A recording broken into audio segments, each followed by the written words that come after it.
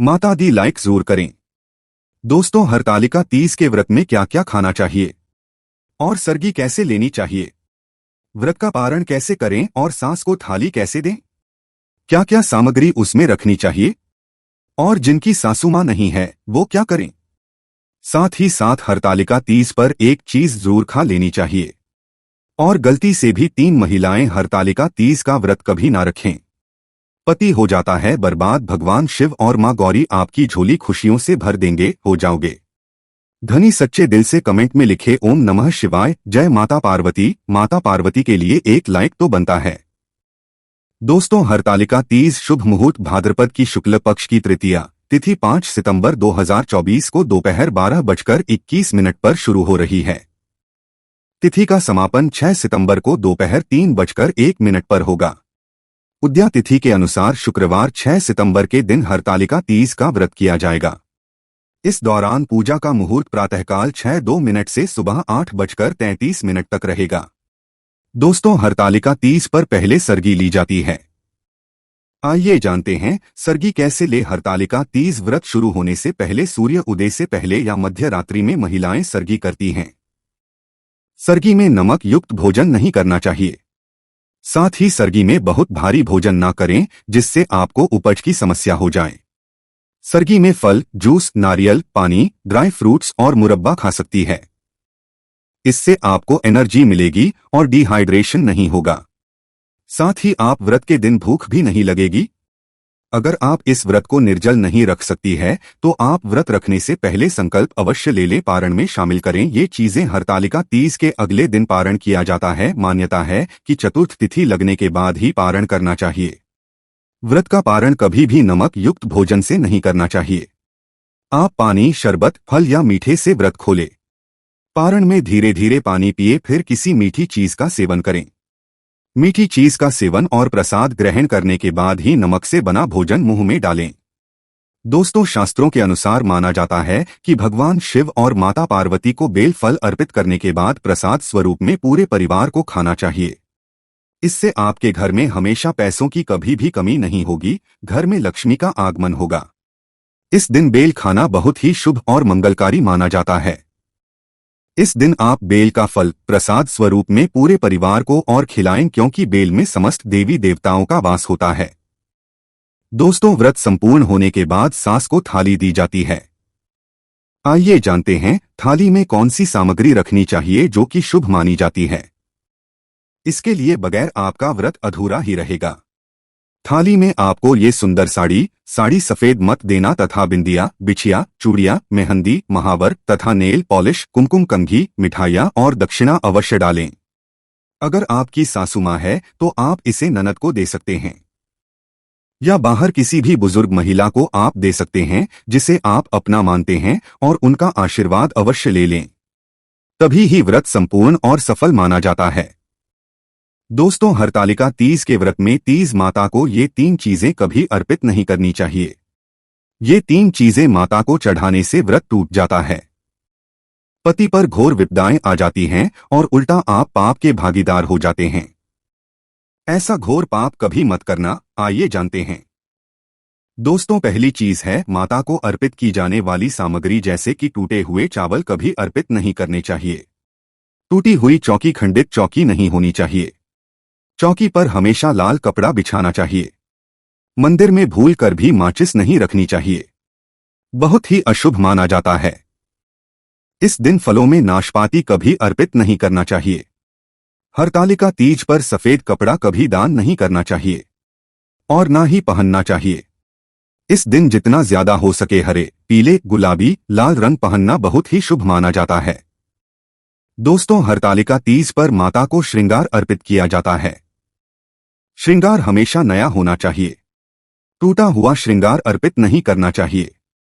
माता की पूजा में कलश पर हमेशा नारियल को लेटा कर रखना चाहिए। खराब नारियल अर्पित नहीं करना चाहिए तथा पूजा में टूटे हुए चावल अर्पित नहीं करना चाहिए। दोस्तों, हरतालिका तीज पर कभी किसी की चुगली आदि नहीं करनी चाहिए। इस दिन पति पत्नी को दूरी बनाकर रहना चाहिए। सात्विक भोजन करना ही इस दिन बड़ों का ध्यान पूर्वक सम्मान करें। इस दिन मुख से गंदे विचार ना बोले। क्योंकि ये व्रत पति से संबंधित है, इसीलिए पति का सम्मान करें। पति को भूलकर भी गाली ना दें। इस दिन लहसुन प्याज का खाना घर के अंदर नहीं बनाना चाहिए। मांस मदिरा आपके आसपास भी ना हो। शास्त्रों के अनुसार अगर आप हरतालिका तीज का व्रत न रख सकें तो कम से कम अपने हाथों में हरी भरी चूड़ियां अवश्य पहनें। मेकअप श्रृंगार आदि अवश्य करें, इससे आपके पति पर कष्ट नहीं आएंगे। दोस्तों, मासिक धर्म में हरतालिका तीज का व्रत अवश्य रखना चाहिए, परंतु देवी देवताओं की प्रतिमा को स्पर्श न करें। व्रत का पालन आप वैसे ही करें जैसे आप बाकी दिनों में करते चले आ रहे हैं। इससे आपको उतने ही फल की प्राप्ति होगी जितने के आप हकदार हैं। दोस्तों, हरतालिका तीज पर शाम के समय घर की 3 चीजें कभी किसी को नहीं देनी चाहिए, नहीं तो आपके घर की लक्ष्मी हमेशा के लिए दूसरों के घर चली जाएगी। पहली चीज है नमक। शाम होते ही घर का नमक किसी को नहीं देना और ना ही लेना चाहिए।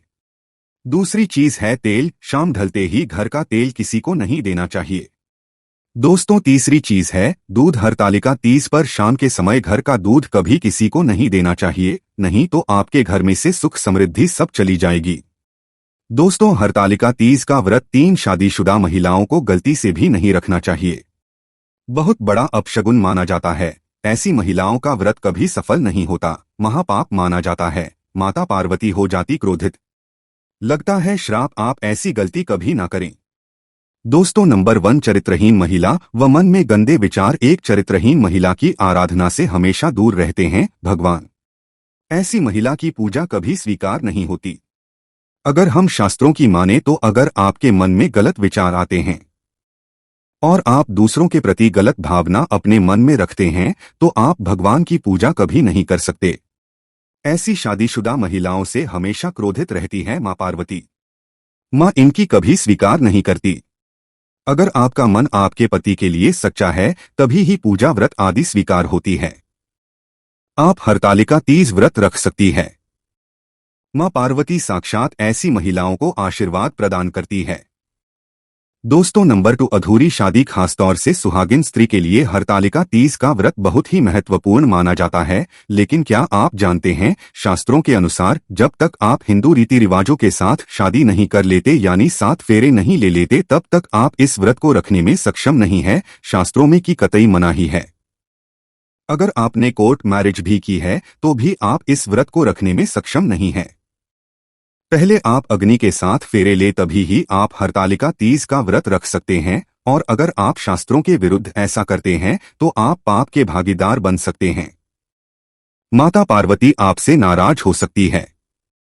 दोस्तों, नंबर 3 कुंवारी कन्याएं हरतालिका तीज का व्रत रख सकती है। अगर पाना है अच्छा पति तो हरतालिका तीज का व्रत कुंवारी कन्याएं अवश्य रखे।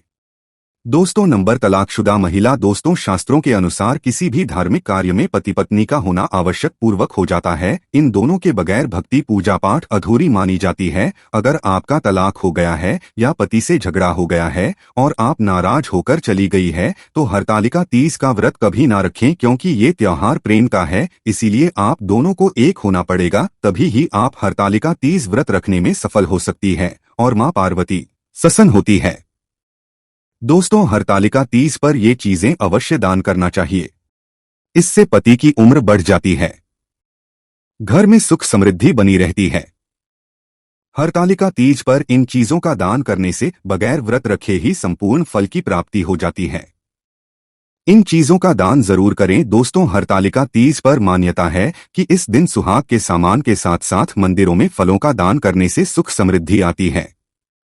इस दिन सुहाग की सामग्री दान करने से जीवन धन वैभव की कभी भी कमी नहीं होती। लेकिन याद रहे, एल श्रृंगार आदि बाजार से नया खरीद कर ही दान करें। दोस्तों, हरतालिका तीज पर गेहूं और जौ का दान सोने के दान देने के समान ही माना गया है। धार्मिक मान्यताओं के अनुसार तीज के व्रत में गेहूं का दान बहुत ही शुभ फल प्रदान करता है। अगर आपके पास गेहूं या जौ नहीं है तो आप किसी जरूरतमंद को आटा भी दान दे सकते हैं। दोस्तों, हरतालिका तीज पर किसी ब्राह्मण महिला या गरीब को वस्त्र दान जरूर करने चाहिए। मान्यता है देव और देवी पार वती बहुत प्रसन्न होती है और अखंड सौभाग्यवती का वरदान मिलता है। दोस्तों, शास्त्रों के अनुसार हरतालिका तीज पर चावल का दान बहुत ही शुभ माना गया है। कहा जाता है कि हरतालिका तीज पर चावल का दान करने से शुक्र ग्रह से संबंधित सभी दोष समाप्त हो जाते हैं, परिवार में सुख शांति आती है। माता गौरी और भगवान शिवा दोनों हाथों से व्यक्ति की झोली भरेंगे। माना जाता है कि हरतालिका तीज पर गुड़ का दान करने से उत्तम फल प्रदान होता है। इस दिन गरीबों को का दान करने से महिलाओं को स्वास्थ्य लाभ मिलता है,